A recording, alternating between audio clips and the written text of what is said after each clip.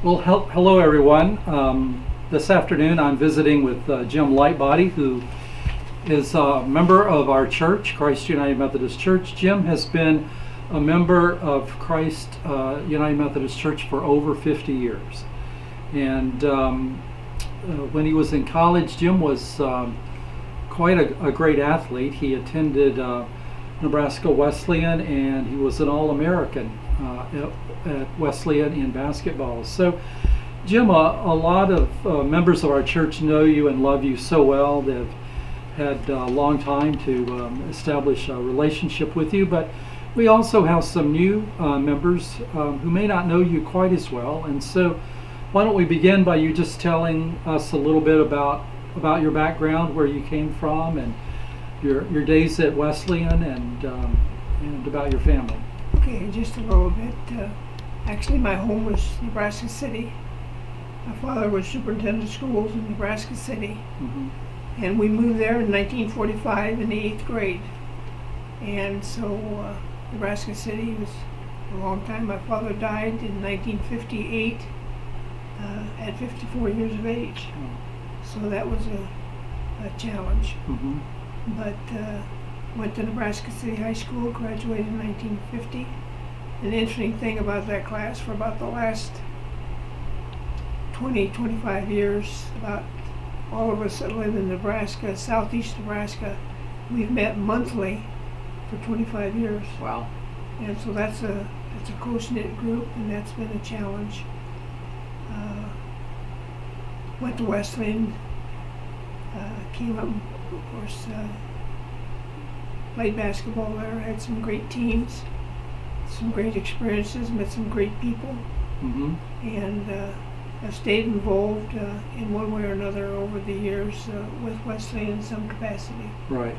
And still do, in terms of staying in contact, not too much active, but staying. And then went in the Army for a couple of years. Came back, taught 1 year, coached basketball in Blair, served 2 years as an assistant lumberyard. I had a family friend that kind of talked me into becoming assistant manager of a lumberyard, so we moved to Albion and lived there for a couple of years. But I kind of woke up one morning and discovered that really wasn't my cup of tea, so came back and got my master's and doctorate at the University of Nebraska and taught in Lincoln. And then when the community college was started, I became a part of the community college because all the adult education programs were affiliated with the college. So that's just in a real nutshell. That's kind of the story. Right. Well, thank you.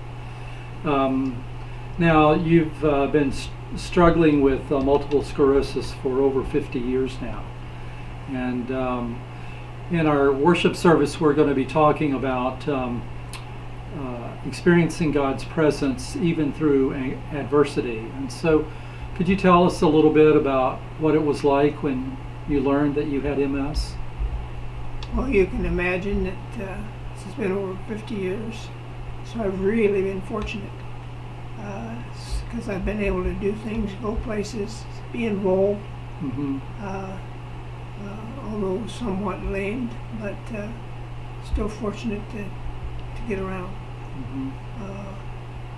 Obviously, when you're kind of young and you're hit with something like that, that's always a difficult thing to understand and to accept. Right. I would think it would have been awful. But you soon learn that you're certainly not alone, and you find out that when you have something, you discover that the multitude of people around you that likewise have something that they're dealing with that may be even worse. So I've been blessed to be able to stay involved and to stay interested in things, and been fortunate. Well, as I said, you've sustained yourself for over 50 years with MS, and before, when we were talking, you said there were certain key resources that have helped you in this ongoing battle with this terrible disease. So Well, can you tell us a little bit about those? Yeah, there are some things that They certainly aren't original. But there have been 4 things, as far as I'm concerned, and that myself and others have discovered are almost essential Mm-hmm. in surviving and continuing to be involved. And of course, fundamentally to this is is one's commitment and relationship with Jesus Christ. Okay, right. Not that I say that, because that's been spoken and taught thousands of years. Right. And so I've been fortunate that that's been a helpful relationship and a powerful relationship. In fact, it's without that relationship, it would be difficult not only for me but for anybody to live and have stability and move around. Right. So having that personal relationship with the Lord is fundamental, Mm-hmm. and it's got to be the first of anything. Right. The second thing is, when we're married, we take a vow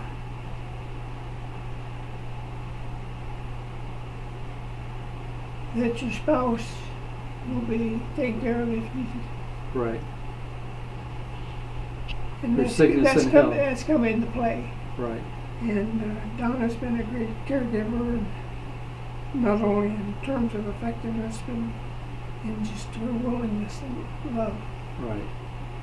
So the second element is the spouse has to be committed to serve Mm-hmm. when and if somebody is stricken. The third thing is you need to have at least one significant other friend, Right. a brother or sister in Christ, that you can relate to and do things with and learn from and be supported by. Right. And over many, many years, I don't know how many, my years aren't too good of adding up, but at least for over 40 years, I've had this friend, Jack Campbell, and we've done things together in Bible study groups and travels together to organizational things. We've belonged to Fellowship Foundation, which is part of the National Prayer Breakfast, Right. been involved with that and got to know a lot of the people that are responsible for that. Mm-hmm. And so Jack and I have had a very unique relationship, a special relationship that is critical Right. to have. And unfortunately, I also have one other friend that when we moved to Nebraska City, Gordy March was a friend of mine. So we went all through junior high, senior high, roomed together 4 years in college, and stayed in touch over the years. And for the last 2 or 3 years, we stay in touch every day, Right. either with phone call or an email, Mm-hmm. which is kind of unique. And so he's a special Christian brother. Right. That's. And so you need so you have the Lord, the spouse, the friend. You then need, obviously, to have adequate medical attention. Right. I was really fortunate because MS was kind of there really hadn't been much done on it. So the first medication, the first big national drive medication was beta-seron. Okay. And there were so many people with MS, not everybody, they couldn't produce enough to have it. So you got in by lottery. So I was fortunate to be one of the first people on beta-seron. I was on that for many years. Mm-hmm. Then after that, they've come up with, well, that's probably 10 or 12 now, but then I was on Avonex, Okay. which is another drug.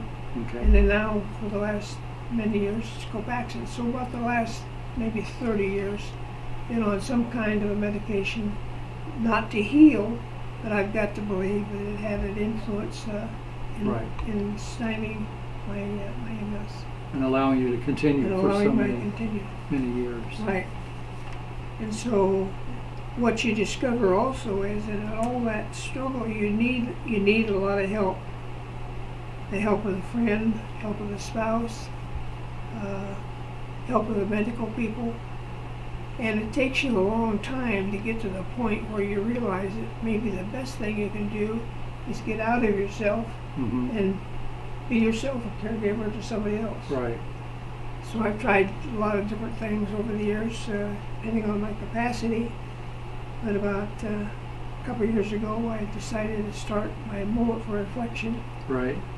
So I read a lot. So when I read something that enlightened me, inspired me, or encouraged me, I share that daily with a number of people around the nation. Right. You share that with me every day. And so that's been good for me. And so because the only test that I use is that does it speak to me? I can't determine what it speaks to you or to anybody else. Right. So if it does, fine. But if you could read my life by just reading those documents, because those are things that have touched me. Right. And so this ministry that you're talking about, you email out every day, early in the morning, an email that's an inspirational, reflective, devotional piece that people can access and read as a part of their spirituality and their devotional life. And I know that many people in our congregation at Christ United, that they look forward every day to getting your email and reading your spiritual reflection. And so I want you to know, Jim, that one of the things we'll be doing in the bulletin is we're going to put down the email address, so people who don't belong to your your email blog each day will be able to access that. And I believe all they have to do is just email this address and say, I'd like to be a part of it. Be a part of it, and they can. It's easy to stop at any time if they don't want to continue. Right. I don't think there are too many people who ever stop it. There have been few. Yeah. Well, but that's been a real challenge to me and an inspiration to me. Right. And an inspiration because it helps me to focus on spiritual matters, spiritual people, spiritual events, and if it's helpful to me, I have to assume that maybe it might be to somebody else. Exactly. Well, I can give a testimony or witness that it's been inspirational for me many times. And in the course of serving as pastor at Christ United, there are many times people say that they gain a lot from your meditations. I'm wondering if we can sort of change the subject a little now, and can you share with us ways in which you've experienced God through just trying to cope and deal with this adversity of MS? Well, just like I said, the first key is to have a relationship with the Lord, and so you do develop that relationship and find strength and encouragement, help in that relationship. You find, I think I've also found that as a result of that, it's probably helped me and encouraged me to spend more time in the Word, in the Bible. With the studying the Bible. Although I've always been into the Bible, I really haven't been, can't say a real student of the Bible, but that's one thing that has probably helped me to learn a lot of things, a lot of the spiritual elements of God's love through His Word. And so that's been a helpful thing. The third thing that I've been really fortunate over the years is that I've always been a part, for many years, I've been a part of a small group of people.